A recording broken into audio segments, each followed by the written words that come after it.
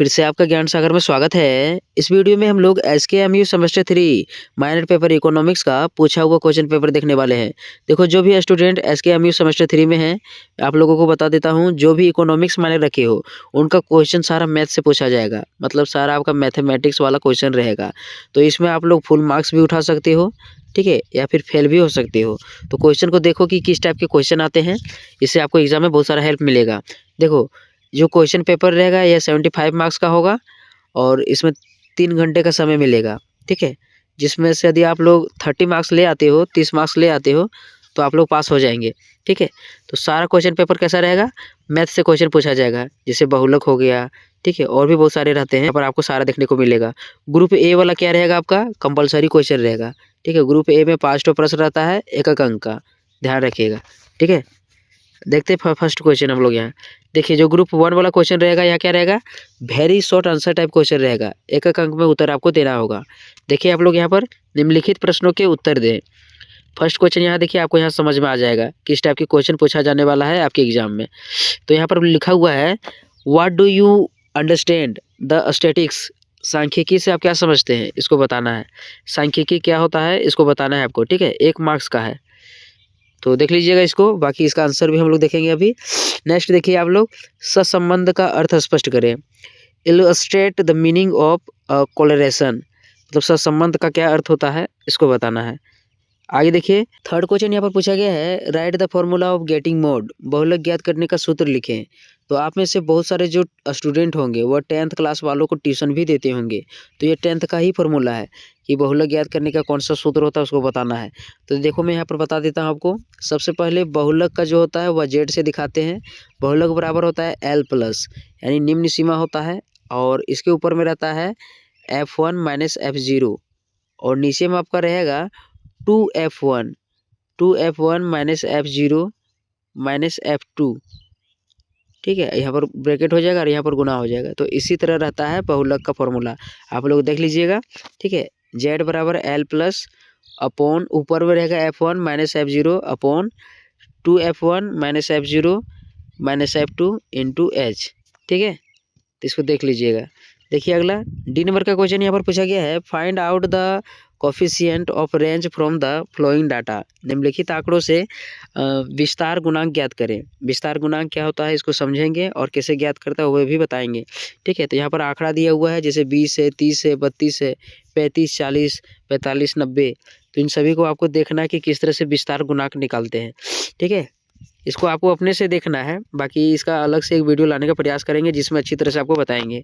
देखिए, अगला question, what is index number, निर्देशांक क्या होता है। तो जैसे आप लोग देखे होंगे, एक्स वाई रहता है, एक्स बराबर 2 रहता है, वाई बराबर 3 रहता है, ऐसे रहता है। तो इसी तरह से निर्देशांक रहता है, ठीक है। जैसे जो यह मान होता है यह वाई का होता है, और ऐसा मान जो रहता है वो एक्स का होता है। तो यहाँ पर जो भी बिंदु मिलता है, मतलब ग्राफ वाला बहुत सारे स्टूडेंट बनाते होंगे, तो जहाँ ग्राफ मिलता है यहीं पर निर्देशांक बिंदु रहता है। जैसे y हो गया, x हो गया, 2 हो गया, 3 हो गया। तो निर्देशांक का क्या होता है उसको बताना है, ठीक है। एक एक मार्क्स के अलावे भी आपका 2 ठो शॉर्ट प्रश्न रहेगा, 5-5 अंक का, किसमें, तो ग्रुप ए में। तो इसको देख लीजिए आप लोग, किस तरह से प्रश्न आपका रहेगा। देखिए, शॉर्ट आंसर टाइप क्वेश्चन में यहाँ पर पूछा गया है, प्राथमिक और द्वितीयक समअंकों में भेद करें। मतलब एक तरह से समझिए कि प्राथमिक आंकड़ा और द्वितीयक आंकड़ा क्या होता है, उसको बताना है। तो प्राथमिक आंकड़ा मतलब होता है कि खुद से जाकर के आंकड़ा को इकट्ठा करना, जो भी जानकारी रहता होता है उसको खुद से जाकर के इकट्ठा करते हैं। और द्वितीयक आंकड़ा होता है, जैसे कोई किताब कॉपी हो गया, पहले से कोई एकत्रित आंकड़ा, उसका हम लोग उपयोग कर लेते हैं, ठीक है। तो इसको देख लेना है आपको। नेक्स्ट यहाँ पर है शॉर्ट क्वेश्चन में, explain the different types of bar diagram. दंड चित्रों को विभिन्न प्रकारों से स्पष्ट करें। मतलब दंड चित्रों के कौन कौन से प्रकार होते हैं उसको बताना है, ठीक है। तो देख लीजिएगा, बार डायग्राम के कौन कौन से प्रकार होते हैं। ग्रुप बी में आपका लॉन्ग आंसर टाइप क्वेश्चन रहेगा, इसको देखिए आप लोग। तो इसमें रहेगा 15-15 मार्क्स का 4 ठो प्रश्न, ठीक है। तो यहाँ से आप लोग 60 मार्क्स ला सकते हैं। एकदम इसमें नंबर आपका नहीं कटने वाला है, क्योंकि सारा क्वेश्चन आपका रहेगा मैथ से, और मैथ में क्वेश्चन बहुत कम ही कटता है। बाकी पूरा कट जाएगा यदि गलत आप लोग बनाएंगे तो।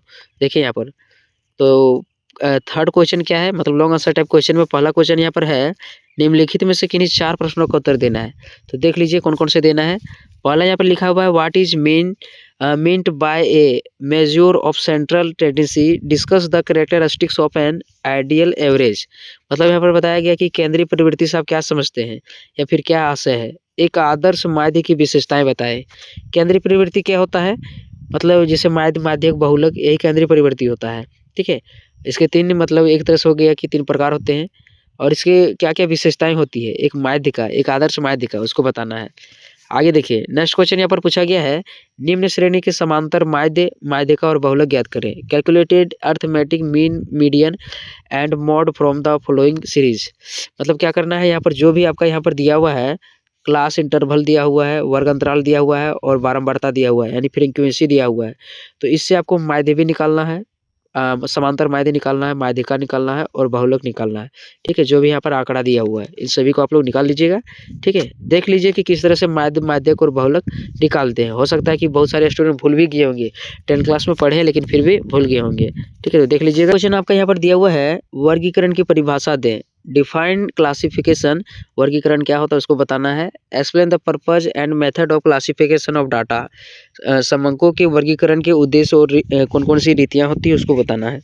वर्गीकरण की परिभाषा दें, समंकों के वर्गीकरण के उद्देश्य और रीतियों की व्याख्या करें। तो इसको देखना है आपको। नेक्स्ट यहाँ पर दिया हुआ है, what is standard deviation, find the value of standard deviation and it's coefficient from the flowing series. मानक विचलन क्या है, निम्न श्रेणी का मानक विचलन तथा उसका गुणांक ज्ञात करें। मानक विचलन क्या होता है, जो भी श्रेणी यहाँ पर दिया हुआ है इसका गुणांक बताना है आपको। ठीक है, तो इसको देख लीजिएगा। यहाँ पर भी दिया हुआ है, साइज दिया हुआ है और बारंबारता दिया हुआ है। इससे क्या निकालना है, गुणांक निकालना है। आगे यहाँ पर दिया हुआ है, what is Karl Pearson coefficient of correlation, collect the Karl Pearson coefficient of correlation between two various x and y given. मतलब यहाँ पर बताया जा रहा है कि जो भी यहाँ पर नीचे में आंकड़ा दिया हुआ है, कार्ल पियर्सन का सहसंबंध क्या है। निम्न चरों एक्स तथा वाई के बीच कार्ल पियर्सन सहसंबंध गुणांक ज्ञात करें। जिसमें कार्ल पियर्सन का सहसंबंध गुणांक क्या होता है उसको बताना है। ठीक है, तो यही टाइप का क्वेश्चन आपका रहने वाला है। इन सभी को आपको अपने से देखना है अच्छी तरह से, क्योंकि हर टीचर सारा चीज़ आपको पढ़ा नहीं सकता है, और मैथ वाला खास करके। तो इसको आपको देख लेना है किस तरह से निकलता है। ठीक है, इसको देख लीजिएगा। बाकी इसका जो आंसर है, इसका आंसर भी यहाँ पर पीडीएफ में मौजूद है। आप लोग ऐप डाउनलोड कर लीजिएगा, ऐप में सारा चीज़ आप लोगों को मिल जाएगा। ठीक है, इसका मैं अलग से एक वीडियो लाने का ट्राई करूँगा जिसमें एक एक क्वेश्चन को अच्छी तरह से बताने का प्रयास करूँगा। ठीक है।